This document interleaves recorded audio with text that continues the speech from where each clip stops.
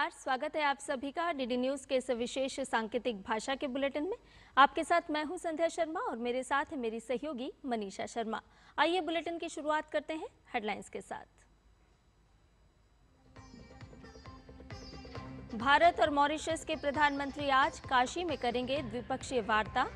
व्यापारिक, सांस्कृतिक और विरासत सहित विभिन्न मुद्दों पर होगी चर्चा।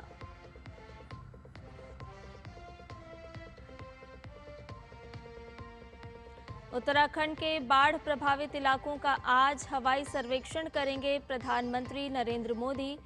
देहरादून में अधिकारियों के साथ उच्च स्तरीय समीक्षा बैठक की करेंगे अध्यक्षता।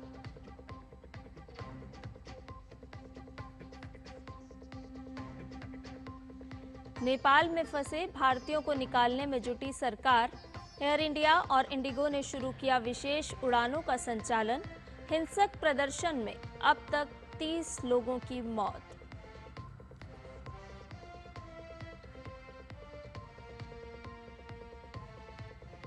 अमेरिकी राष्ट्रपति डोनाल्ड ट्रंप के समर्थक चार्ली कर्क की यूटा यूनिवर्सिटी में गोली मारकर हत्या।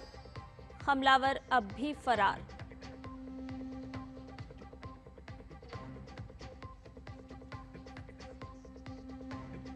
और एशिया कप में भारत ने मेजबान यूएई को 5वें ओवर में ही 9 विकेट से दी मात।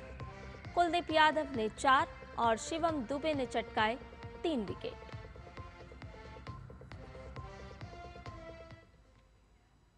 और अब सभी खबरें विस्तार से। वाराणसी में आज भारत और मॉरिशस के प्रधानमंत्रियों के बीच मुलाकात होगी। प्रधानमंत्री नरेंद्र मोदी अपने समकक्ष डॉक्टर नवीन चंद्र रामगुलम की मेजबानी करेंगे। मॉरिशस के पीएम 9 से 16 सितंबर तक भारत की राजकीय यात्रा पर हैं।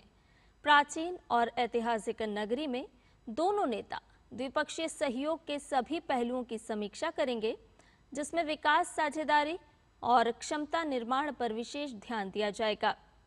स्वास्थ्य, शिक्षा, विज्ञान एवं प्रौद्योगिकी, ऊर्जा, बुनियादी ढांचे के साथ साथ नवीकरणीय ऊर्जा, डिजिटल सार्वजनिक अवसंरचना और ब्लू इकोनॉमी जैसे उभरते क्षेत्रों में सहयोग बढ़ाने के अवसरों पर भी दोनों नेताओं के बीच चर्चा होगी। मॉरिशस भारत के महासागर दृष्टिकोण और पड़ोसी पहले नीति के लिए महत्वपूर्ण है।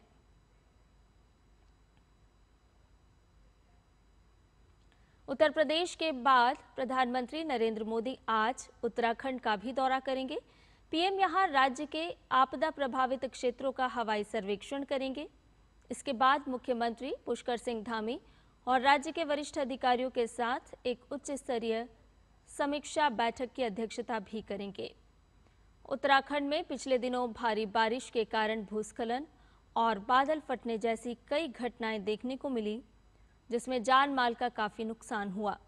पीएम अभी हाल ही में पंजाब और हिमाचल प्रदेश के बाढ़ प्रभावित इलाकों का दौरा कर चुके हैं।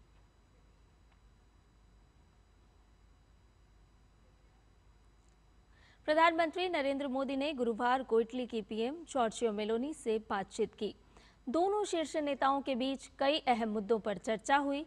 इसकी जानकारी देते हुए पीएम मोदी ने सोशल मीडिया प्लेटफॉर्म एक्स पर लिखा, प्रधानमंत्री जॉर्जिया मेलोनी के साथ बहुत अच्छी बातचीत हुई। हमने भारत इटली रणनीतिक साझेदारी को और मजबूत करने की अपनी संयुक्त प्रतिबद्धता को दोहराया और यूक्रेन संघर्ष को जल्द समाप्त करने में साझा रुचि व्यक्त की। पारस्परिक रूप से लाभकारी भारत यूरोपीय संघ व्यापार समझौते को अंतिम रूप देने और IMEEC पहल के माध्यम से संपर्क को बढ़ावा देने में इटली के सक्रिय सहयोग के लिए प्रधानमंत्री मेलोनी का धन्यवाद किया। प्रधानमंत्री नरेंद्र मोदी ने गुरुवार को कतर के अमीर शेख तमीम बिन हमद अल थानी से टेलीफोन पर बातचीत की। प्रधानमंत्री नरेंद्र मोदी ने दोहा में हुए हमलों पर गहरी चिंता जताई। उन्होंने कतर की उस भूमिका की सराहना की जो वह क्षेत्रीय शांति और स्थिरता को बढ़ावा देने में निभा रहा है, खासतौर पर गाजा में संघर्ष विराम और बंधकों की रिहाई के लिए किए जा रहे प्रयासों की पीएम मोदी ने सराहना की। प्रधानमंत्री ने सभी मुद्दों का समाधान बातचीत और कूटनीति के माध्यम से करने की बात कही और किसी भी तरह के तनाव को बढ़ाने से बचने की जरूरत पर जोर दिया। उन्होंने ये भी कहा कि भारत हर प्रकार के आतंकवाद का विरोध करता है और शांति व स्थिरता का पूरा समर्थन करता है। अमीर शेख तमीम ने कतर और उसके लोगों के प्रति एकजुटता जताने के लिए पीएम मोदी का धन्यवाद किया। दोनों नेताओं ने भारत और कतर के बीच रणनीतिक साझेदारी की प्रगति पर संतोष जताया और आपसी हितों के सभी क्षेत्रों में सहयोग को आगे बढ़ाने के लिए अपनी प्रतिबद्धता दोहराई।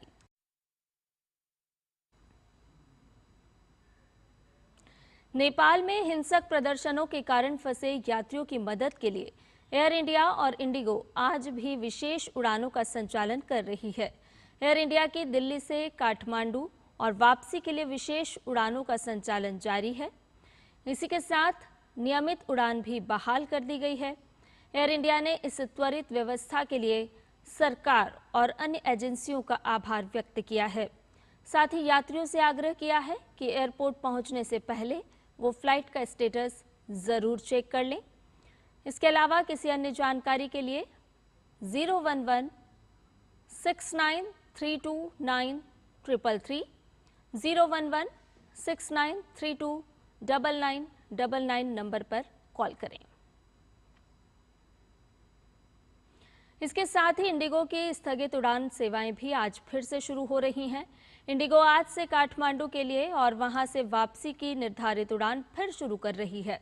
इसके अलावा इंडिगो 2 विशेष उड़ान सेवा भी संचालित करेगा।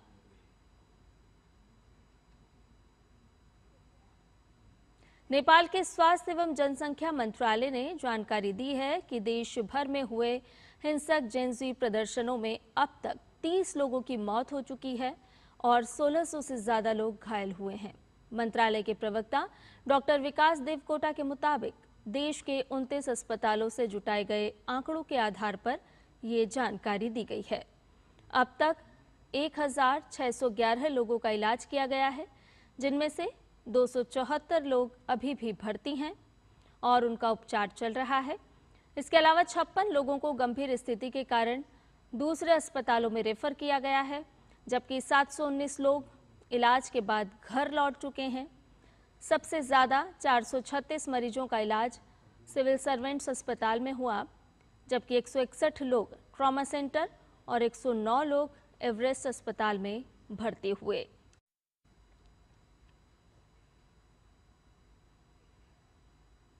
अमेरिका के युवा कंजर्वेटिव नेता और राष्ट्रपति डोनाल्ड ट्रंप के करीबी सहयोगी चार्ली कर्क की बुधवार को गोली मारकर हत्या कर दी गई।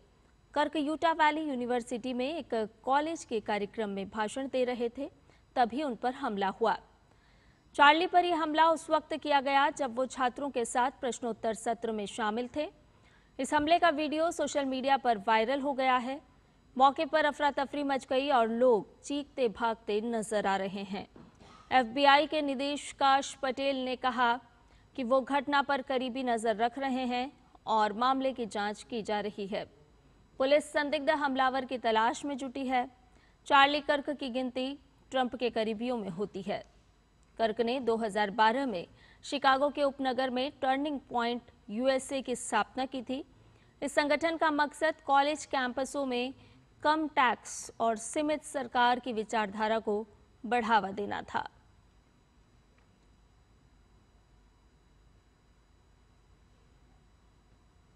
पशु कल्याण मामले को लेकर दिल्ली सरकार ने दिल्ली एनिमल वेलफेयर बोर्ड के साथ अहम बैठक की।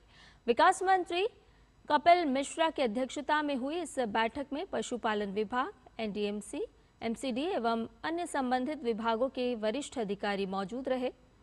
बैठक में दिल्ली के रेबीज नियंत्रण और कुत्तों की जनसंख्या प्रबंधन को मजबूत करने पर विशेष जोर दिया गया। अगले 2 वर्षों में UNDP के साथ मिलकर दिल्ली के लगभग 10 लाख स्ट्रीट डॉग्स को माइक्रोचिप लगाई जाएगी। बैठक में सरकार ने अधिकारियों को जल्द ही डॉग सेंसस और मॉनिटरिंग सिस्टम लागू करने और दिल्ली में स्थित पेट शॉप्स का पंजीकरण अनिवार्य करने के निर्देश दिए। मंत्री कपिल मिश्रा ने कहा कि सरकार दिल्ली में पशुओं से संबंधित सभी समस्याओं के जल्द निवारण के लिए प्रतिबद्ध है। भारत ने एशिया कप 2025 में धमाकेदार शुरुआत की है। टीम ने यूएई के खिलाफ 58 रन का टारगेट सिर्फ 27 गेंदों में हासिल कर लिया। ये भारत का सबसे तेज रन चेज है। अभिषेक शर्मा 30 रन बनाकर आउट हुए, जबकि शुभमन गिल 20 रन पर नाबाद लौटे। बुधवार को दुबई इंटरनेशनल स्टेडियम में भारत ने टॉस जीतकर गेंदबाजी चुनी। यूएई 13 ओवर 1 गेंद में 57 रन पर ऑल आउट हो गई। टीम ने आखिरी 8 विकेट 28 रन बनाने में गंवा दिए। ओपनर आलिशान शराफू ने 22 और कप्तान मोहम्मद वसीम ने 19 रन बनाए। भारत की ओर से कुलदीप यादव ने 4 विकेट झटके, शिवम दुबे ने 3 विकेट लिए। भारतीय टीम की ओर से अभिषेक शर्मा ने 30 रन बनाकर वो आउट हुए।